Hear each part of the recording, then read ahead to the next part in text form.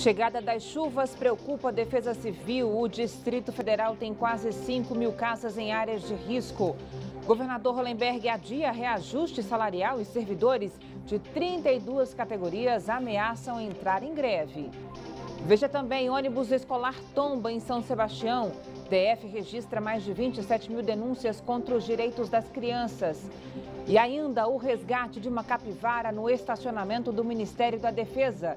Notícias da segunda-feira no DF e em torno, agora no Band Cidade, segunda edição.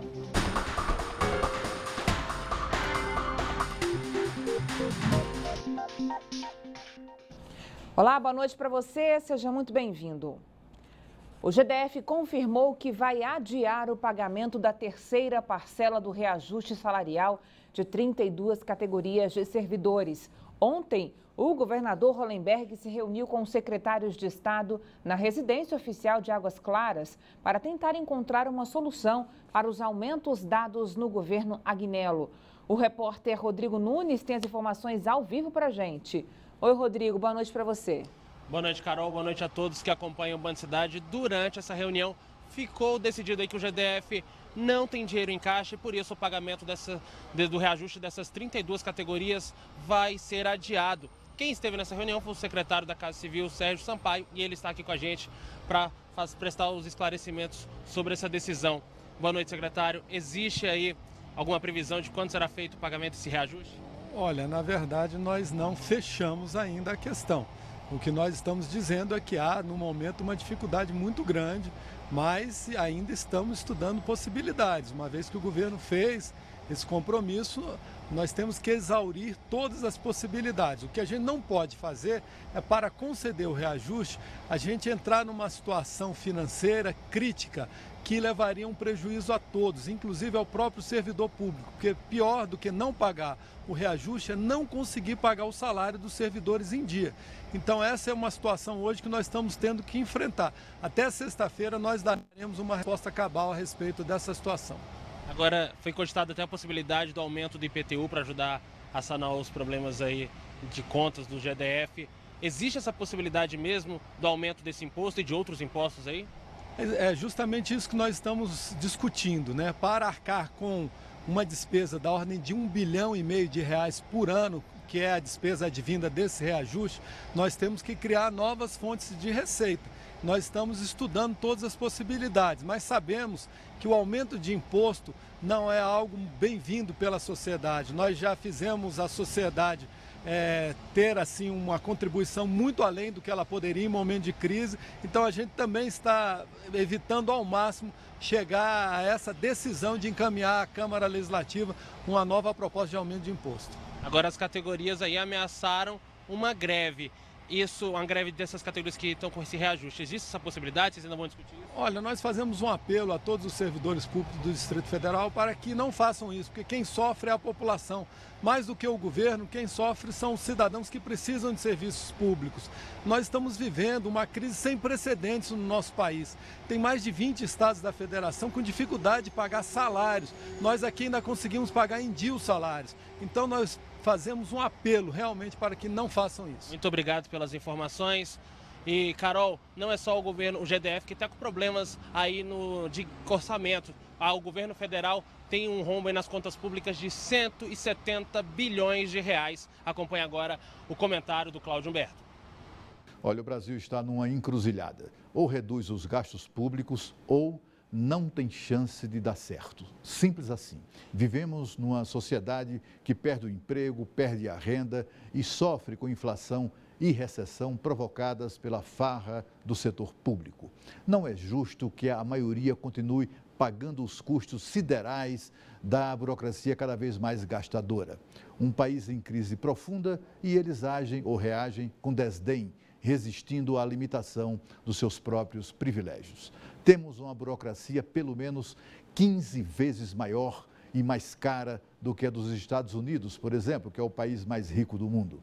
Mas quando se fala em limitar os seus custos, alegam inconstitucionalidade ou até ofensa à independência dos poderes. Os burocratas acham que o rombo de 170 bilhões de reais nos gastos públicos é um problema somente nosso, dos que sustentamos com os nossos impostos essa farra sem limites. O DF tem quase 5 mil casas em áreas de risco. A Defesa Civil alerta que com a chegada das chuvas, as ameaças de desmoronamento aumentam, hein? As regiões mais críticas são Sobradinho, Vicente Pires e Ceilândia. As chuvas estão de volta e alguns velhos problemas também. Pistas escorregadias, alagamentos e risco de desabamento de encostas. É só chover e as tesourinhas do plano piloto ficam tomadas pela água.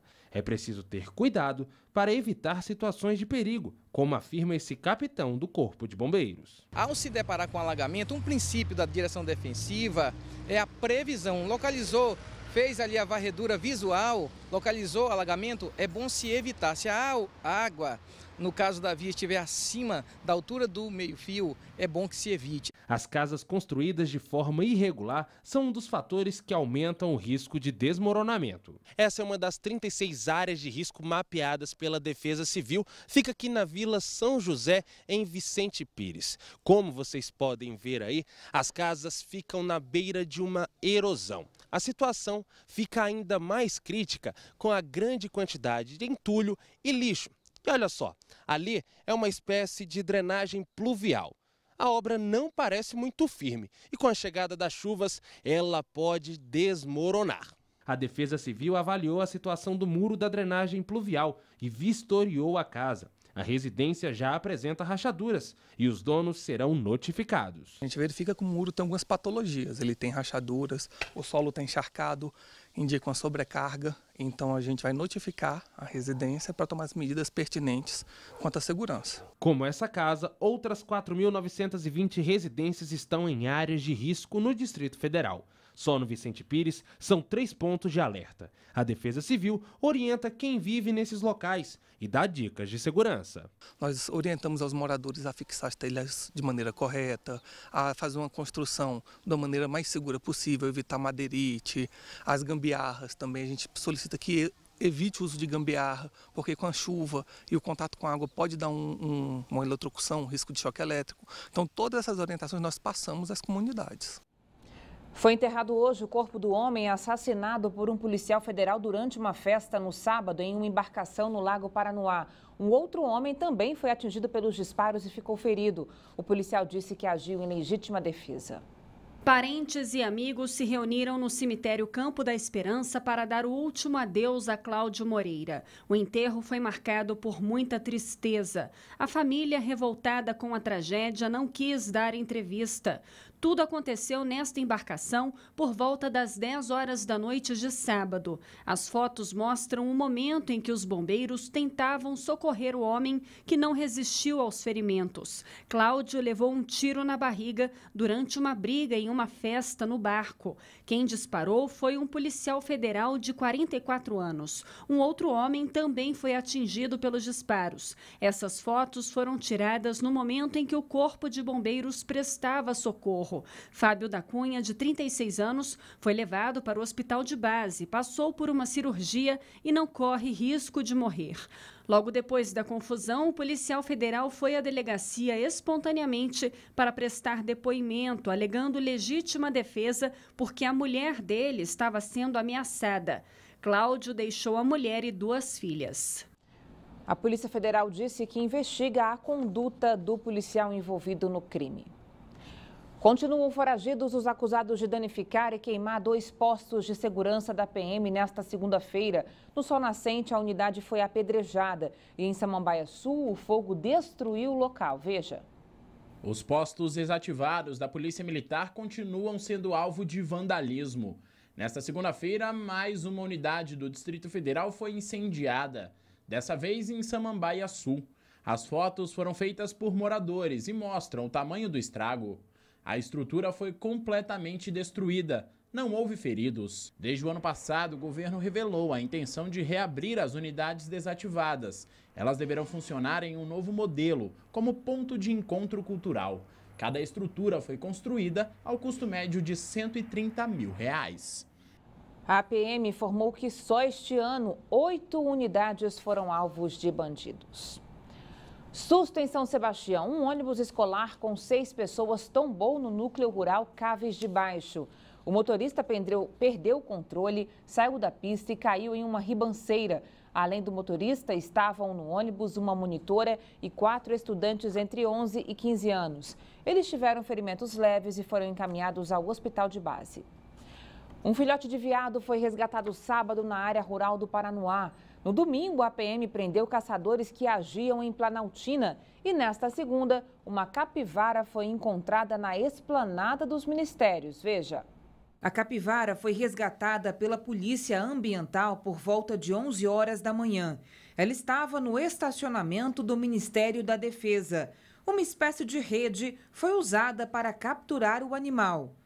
No sábado, um policial também resgatou um filhote de veado. Foi na DF-130, próximo à Chácara Quebrada dos Guimarães, na área rural do Paranoá. O animal estava sem a mãe e perto de uma cerca. Ele foi levado para o zoológico, onde passará por exames e vai ficar em observação. No domingo, um grupo de 10 pessoas foi detido, acusado de caçar animais sem autorização na área rural de Planaltina. Além do javali que foi morto, os suspeitos estavam acompanhados de um cão e armas de fogo, entre elas um fuzil e várias munições. Os caçadores foram presos em flagrante e vão responder por crime ambiental. A Justiça do DF proibiu biomédicos de fazer procedimentos estéticos e cirúrgicos. O repórter Rodrigo Nunes volta ao vivo com outras informações. Rodrigo. Carol, os biomédicos estão proibidos, por exemplo, de realizar botox e preenchimentos a laser, que são considerados aí procedimentos mais invasivos e podem colocar em risco a saúde do paciente, causando aí reações alérgicas, infecções e até em casos mais graves, a morte. Diante disso, o Conselho Federal de Medicina entrou com essa ação que resultou nesse resultado aí proibindo os biomédicos de realizarem esses procedimentos. Mas a Associação Brasileira de Biomedicina vai recorrer da decisão e ainda aconselhou os profissionais a continuarem realizando esses procedimentos. Carol. Obrigada, Rodrigo. Se você tem mais de 30 anos e nunca fez atividade física, preste atenção nessa reportagem. Mais de 350 atletas de todo o país participaram neste fim de semana do Campeonato Brasileiro de Atletismo Master, mostrando que nunca é tarde para começar a se movimentar. A idade aqui neste esporte não importa, basta estar com a saúde em dia. O seu Alceu, por exemplo, tem 82 anos de muita disposição. Já são cerca de 6 décadas participando de corridas de rua. O currículo de conquistas é de dar inveja, viu? Mais de 1000 medalhas. Quero ganhar tudo que for possível. Na minha idade, ninguém me ganha. Ficou impressionado com o seu Alceu? Imagina então o seu Mamoro, com 91 anos. Ele ainda diz que tem fôlego de sobra. Hoje, por exemplo, eu dedico mais 100 metros, 200 metros e 400 metros na pista. Os dois atletas são exemplos de que não tem desculpa para ficar parado. Mais de 350 pessoas participaram do Campeonato de Atletismo Master, voltado para quem tem mais de 30 anos. Uma maneira de chegar na melhor idade com gás total. Eu quero chegar lá, naquela idade, também nesse ambiente, competindo, um ambiente saudável, né? Poder competir até essa idade, 90 anos, 95 anos. É muito bom você ver esses exemplos e dar vontade de chegar nessa idade também assim. Vendo essa galera mais velha aí correndo até os 90, ganhando medalha, é bom demais. De atleta a cartola, há 20 anos, seu Francisco, que conhece bem os benefícios do esporte, ajuda a promover atividades físicas para aqueles que querem dar adeus ao sedentarismo. Essas pessoas aqui não vão para a fila da saúde, não vão cobrar assistência social. E o governo tinha que se conscientizar disso, que eles realmente dão exemplo de vida e desabarrotam os hospitais. O Distrito Federal recebeu mais de 27 mil denúncias contra os direitos das crianças de janeiro a abril deste ano. As informações com João Cláudio Silveira, direto do estúdio da Rádio Band News FM. Oi, João, boa noite para você. Boa noite, Carol. Boa noite a todos. Na Semana da Criança, o Distrito Federal não tem muito o que comemorar. Somente nos primeiros 4 meses deste ano, foram mais de 27 mil denúncias, como você bem disse, de violação aos direitos das crianças e adolescentes aqui na capital federal. A região com mais denúncias é o Paranoá, com mais de 13 mil. O Conselho Tutelar da cidade aponta a construção do condomínio Paranoá Parque como um fator de aumento das infrações. Isso porque a obra do Minha Casa Minha Vida foi entregue à população sem infraestrutura pública necessária, como, por exemplo, a construção de escolas. O Conselho Tutelar também alega que a falta de vagas nas escolas da região representa a principal violação dos direitos das crianças. Das mais de 13 mil denúncias no Paranoá, apenas metade foi resolvida. De volta com você, Carol. Boa noite. Até amanhã. Obrigada, João. Até amanhã.